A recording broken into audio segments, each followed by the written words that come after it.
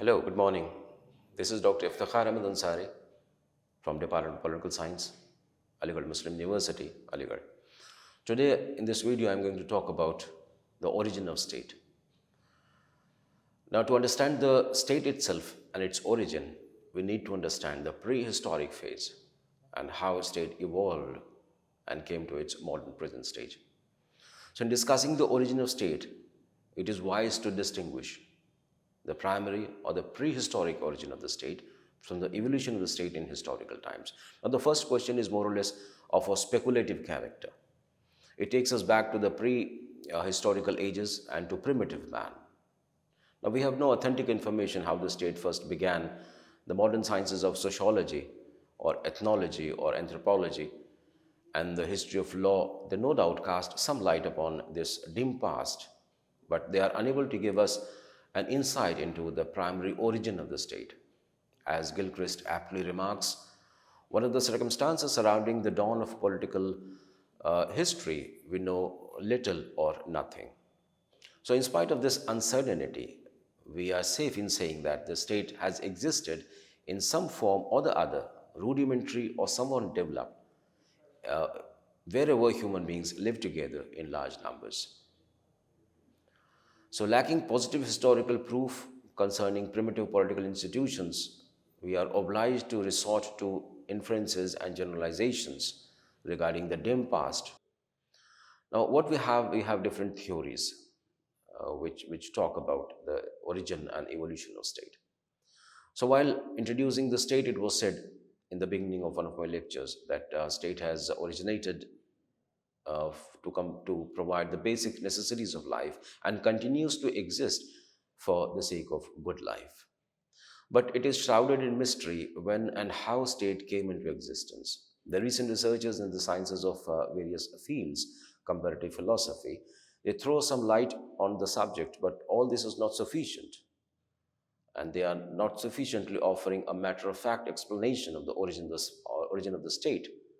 That speculation has been there, and some advancements in that speculation has come down to us through different history, and we need to examine those theories which are provided to understand the origin of the state. So in this list we have the theory of that is the divine origin, then theory of force, theory of contract, social contract, then matriarchal theory, and the historical or evolutionary theory. Now, in this list, the historic or evolutionary theory is now commonly accepted as the correct theory of the origin of the state. And matriarchal theories, which seek to explain that family is the nucleus of the state, and earlier father or mother had been the head of the family in ancient times, are not separate from the theories of the state. They form a part of the accepted historical or evolutionary theory, although we have treated them, listed them rather separately here in the list. But the theories of divine origin or the force or contract theory are speculative and they stand rejected. But it does not mean that they have no practical utility. Each of these theories contains some elements of truth and aids us in penetrating the realm of past and help to find out how and why the state came into existence. To examine and reject a speculative theory is a means of arriving at the truth. So it is only by groping in the dark that we hope to reach the light. Leacock has rightly said that the rejection of what is false in the speculative theories of the past will aid in establishing more valid conclusions on the residual basis of what is true. So what exists is never new. It's a monument of human effort, the result of prolonged activity. We cannot understand any contemporary institution without some knowledge of its genetic background. So let's start with the theory of divine origin of state. Now, speculative theories, they exhibit a spirit of their time in which they flourished and are consequently the index of the people. That is, it index their thoughts, the environment prevailing at the time, molded and shaped the practices of the state at that time. Finally, the speculative theories, they led to the development of political thought, married thought, and considered discussion. They criticized the various theories enunciated from time to time and it paves the way for further development in political thinking. So, social contract theory and divine theory that we are discussing here. So, first of all, as I said earlier, we are starting as a simple explanation to offer. It's a theory of political authority, not a theory of the origin of the state. The state, in its advocates, maintains that it was created by God, governed by his deputy or wise regent. It was his will that man should live in the world in a state of political society, and he sent his deputy to rule over them. The ruler was a divinely appointed agent, and he was responsible for his actions to God alone, and he was answerable to God for that. So, as a ruler was the deputy of God, obedience to him was held to be a sacrosanct, a religious duty, and resistance to his authority or his commands were considered a sin. So, the advocates of divine origin theory in this way place the ruler above the people as well as law. So, nothing on earth could limit his will or restrict his power. His word was law, and his actions are always just and benevolent. To complain against the authority of the ruler or to criticize him or his action as unjust was a sin for which there was divine punishment. So, the theory of the divine origin of the state is as old as political science itself. And it seems there is a sufficient evidence to prove now that every state and earlier states, in fact, they were based on conception of all political authority was concerned with certain unseen powers. So, the earliest ruler was a combination of priest, kings, magic man, or the king. So, the authority and reverence which a ruler commanded depended upon his position as a priest or a magic man. So, religion and politics was so intricately mixed in the primitive society that not a hazy line of demarcation could be drawn between the two. Even today, we find reflection of that divine origin of state reflecting in one of the or some of the states in modern age as well. The state of Pakistan does not seem to draw a distinction between religion and politics. And if you talk about the time Sir Muhammad Zafarullah Khan, the then Pakistan foreign minister, while speaking on the objective resolution in the Pakistan Constituent Assembly in 1949, he said those who sought to draw a distinction between the sphere of religion and politics as being mutually exclusive put too much narrow a construct upon the functions of religion. And the abrogated constitution declared Pakistan as Islamic Republic to be governed with the Islamic principles. Later on, President Ziaul Haq significantly modified the 1973 constitution to bring it in conformity with the injunctions of Islam. So, in addition to Islamic Arab states, the Islamic Republic of Iran, the Islamic Republic State of Bangladesh, and the Islamic State of Afghanistan are the most recent examples of theocratic states. So we find the chief exponent of the divine theory of origin of the state in earlier times were the Jewish. So in Old Testament, we have constant reference to the concept that God selects, appoints, he selects, then appoints and dismisses and even slays rulers. So the king is treated as owning responsibility to God alone and his act. The Greeks and the Romans regarded the state as only indirectly divine. Although they did not divorce religious ideas from politics, they regarded the state as a natural manifestation of man's political instinct. Then Romans, we find the legend of the foundation of Rome, while not omitting religion, said that the people and the king created the state. So the blessings of the God followed, and the theory of divine origin found some of its most earnest supporters among the early church fathers, who based their teachings on the exhortation of St. Paul of the Romans when he said, "Let every soul be subject unto the higher powers, for there is no power but the God and the power that be or ordained of God." So that in religious scriptures as well, the theory states the theory of the state as origin, having a divine origin, and sanctions, having the religious sanctions, we find in religious scriptures in Mahabharata. It is recounted that the people approached God and requested him to grant them a ruler who should save them from the anarchy and chaos prevailing in the state of nature, saying, "Without a chief, O Lord," they prayed, "we are perished.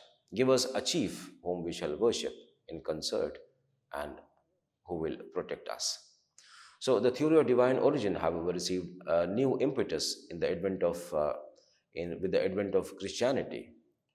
"Render unto Caesar the things that are Caesar's, and render unto God what is God's," said the Jesus Christ. And Paul amplified this in his epistle to the Romans, which has been quoted by writers time and again in support of the theory of divine origin. We are thus told, "Let every soul be subject unto the higher power, for there is no power but the God, and the powers that be are ordained by God." So the power that be is ordained by God means powers or all are bestowed upon we humans by God. So there is no power but the God, the power that be is ordained. So whoever and whosoever therefore resists the power resisted the ordinance of God himself, and they will resist shall receive themselves damnation. So the theory of divine origin, so enunciated, believed in and accepted, as it was told. So the theory of divine origin enunciated, believed, and accepted some of the basic features, like first, that God deliberately created the state, and the specific act of his grace was to save mankind from destruction. That is the first. And that God sent his deputy or vice regent to rule over mankind. And the third, the ruler was a divinely appointed agent, and he was responsible for his actions to God alone, whose deputy the ruler was, and all were ordained to submit to his authority, and disobedience to his command was a sin for which there was a divine punishment. Now, there were direct and precise instructions to the faithful. Although the Roman Empire was a pagan empire, St. Paul had ordered Christians to accept its authority as derived from the God, and thereby admitted that the state, whatever the personal morality of the monarch, was divinely ordained. So during the Middle Ages in Europe, the theory of the divine origin of the state was transformed into the doctrine of the divine right of the kings. So temporal authority, having emerged victorious over the spiritual authority, claimed that it was a divine favor to the vice regent of divine authority. Even today, the Queen of Great Britain is a queen by the grace of God. And then further, we find the Stuarts in England found refuge in the doctrine of the divine right of kings, and its leading exponent was James I. Sir Robert Filmer was its enthusiastic supporter. Sir Bossuet advocated it in France and supported the despotism of Louis XIV.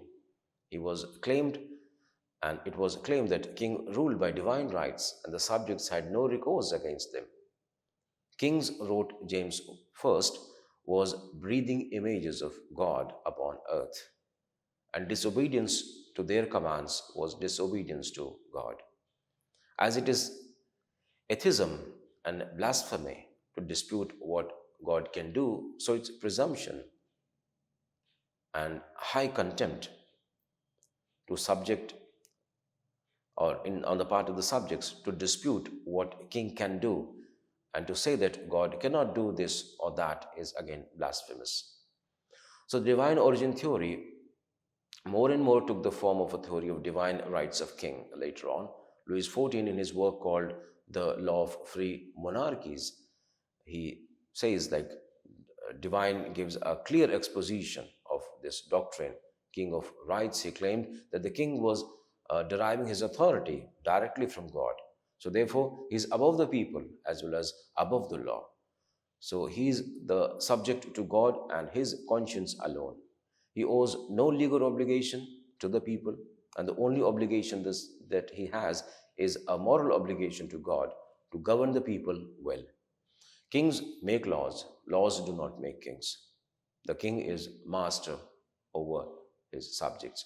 So James 1 assumes throughout his work that kings are wise and good, but that the subjects are weak and ignorant. A king, he declared, is a great schoolmaster for the whole land. And he further says that a monarchy, which is what they were propagating at the time and were have, having established, were free to do what it pleases. And with that, the monarch was supreme on that piece of land. So even if the king be wicked, the subjects need no right to rebel against him. To rebel against the king is to rebel against the God himself. For the God is supreme and king is the chosen vassal of that God. So a wicked king is to be regarded as a plague for people's sins sent by God. Therefore, it's unlawful to shake off such a burden even. Then the only check on a bad king is his fear of punishment in the life after death, which is sure to be terrible. To quote the forcible words of James 1, he says, "Kings are justly called gods, for they exercise a manner of resemblance of divine power upon earth, as it is atheism and blasphemous to dispute what God can do." So, even rebellion in the cause of religion was deemed a sacrilege because the state of monarchy is the supermost or supremest thing upon the earth. For kings are not only God's lieutenant upon earth, but sit upon God's throne, but even by God Himself, they are called gods. As men are children of God, so are men children of kings, and they owe Him an equal obedience. Without a king, there could be no civil society, and as the people were a mere heedless multitudes incapable of making laws. So all law proceeded from the king as a divinely instituted lawgiver of his people. The only choice for the people was submission to the authority of the king or complete anarchy. So the king could not be held answerable for his action to human judgment. He was responsible to God alone. So a bad king is to be judged by God himself, not by the subjects. So law resided ultimately in the breast of the king. So the main point of the doctrine of the divine right of king may thus be summed up as that monarchy is divinely ordained and the kings draw his authority from God, and monarchy is hereditary, and it is the divine right of the king that it should pass from father to son. And the kings they are answerable to God alone, and resistant to lawful authority of a king is a sin. So the theory of divine right of the king, originally used in the Middle Ages to serve as a bulwark against the claims of the church fathers, was later used by kings and their supporters to defend their existence against the political consciousness of the people. When the people claimed that ultimately power and sovereign authority rests with them. So, evaluating the theory, we find that the state is divinely created, does not find any place in the present political thought. State is essentially a human institution. It comes into existence when a number of people occupying a definite territory organize themselves politically for achieving common ends. The laws of the state are made by men and enforced by them. So the state, therefore, originated in the bare needs of the life of man and continues in existence for the satisfaction of those needs and aspirations of a good life. So, to accept it as a creation of God is to defy nature itself and to exalt the state to a position above criticism and change. So, divine origin theory is dangerous as it justifies the arbitrary exercise of royal authority by holding that authority has a religious sanction and an origin, and the kings are the vicars of God. So, when the ruler is made responsible for his actions to God alone and law is held to reside ultimately in the breast of king, it tantamounts to preaching absolutism and making the king a despot. Even if it be conceded that the king is the vice regent or deputy of God, then how can the existence of a bad king be justified? So, history abounds in examples of bad and vicious kings.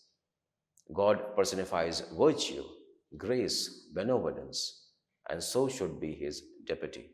It is accordingly bad logic to accept the dogma of James I that kings are breathing images of God upon earth.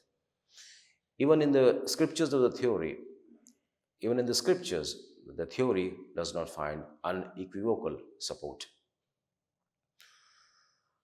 And we find that Bible tells us, render unto Caesar the things that are Caesar, and unto God the things that are God. So this says, this saying of the Christ does not justify the divine origin of the state.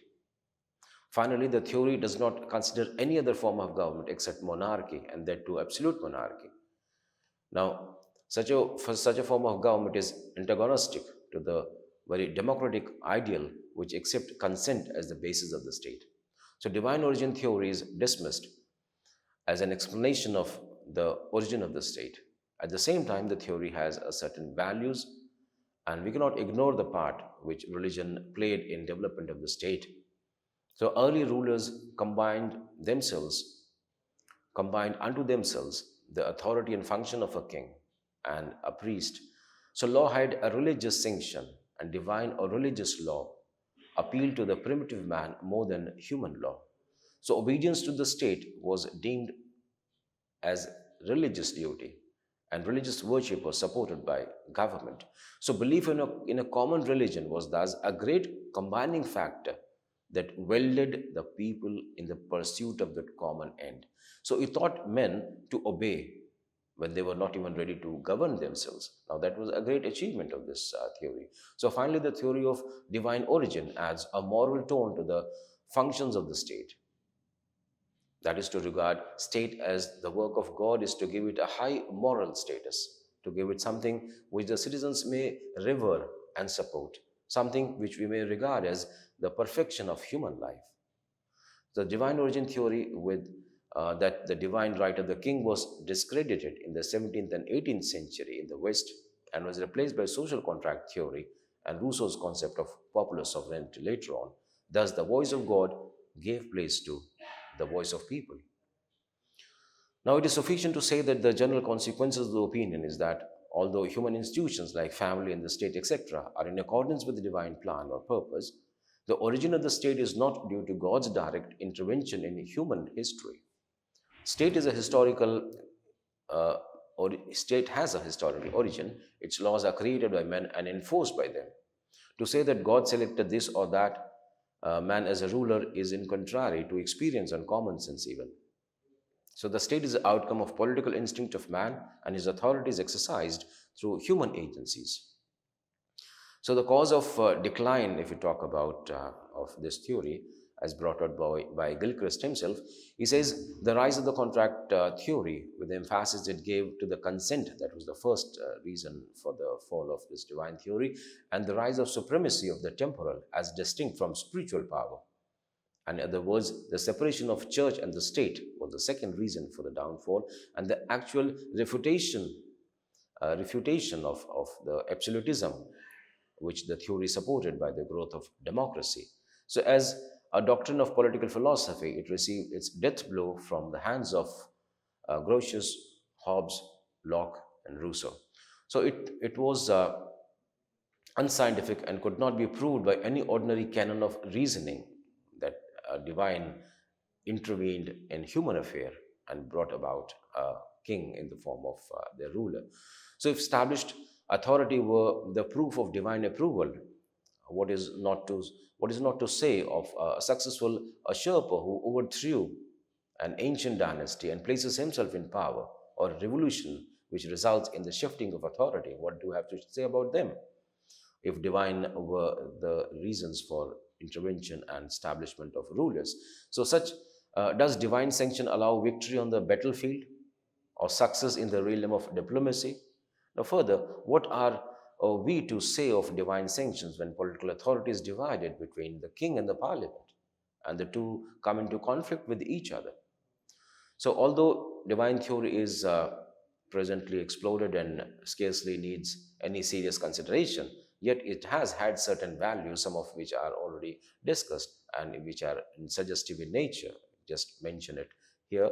So, at a time when man was emerging from a semi civilized condition and was not accustomed to obedience to a secular authority or to self imposed law, the doctrine of divine origin of the state must have been a very powerful factor in preserving order. So it was a bulwark against anarchy and did much to strengthen the respect of man for personal property, the government, and the people. So it must be interpreted to mean that the instinct for order and discipline is deep seated in man, and that it reveals itself in political organization. Its supreme values lies in the fact that it indirectly emphasized the moral basis of political order.